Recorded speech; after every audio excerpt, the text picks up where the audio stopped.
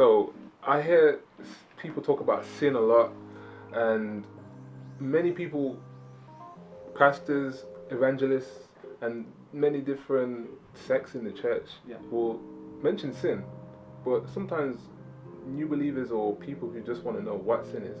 What is sin?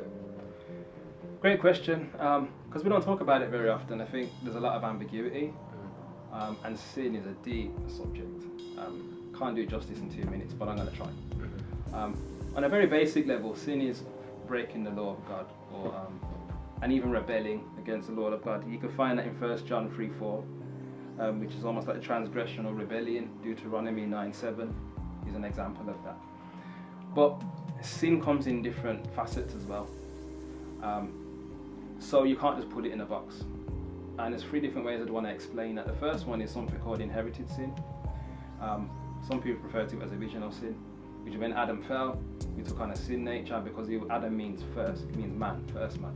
Then by default, everybody else now picked up this same nature. That's what was sorted out in terms of what happened with Jesus' life coming to die for us. Then you've got imputed sin, which is a result of the law coming in. When we talk about the law and God giving the law, He's basically giving us a rule to say, you can't come before me at the end and say, well, God, I didn't know. You did know because there's a law. You know, there's rules, there's regulations. So we brought the law in. So sin then was not accounted to any man until there was a law. So then every man's mouth was made shut. We read about that in Romans 3.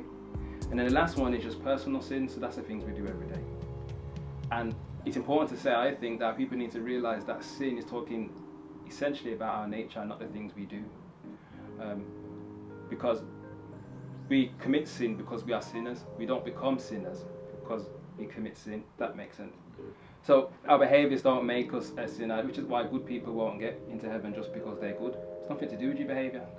And that's a very big misunderstanding when it comes to sin.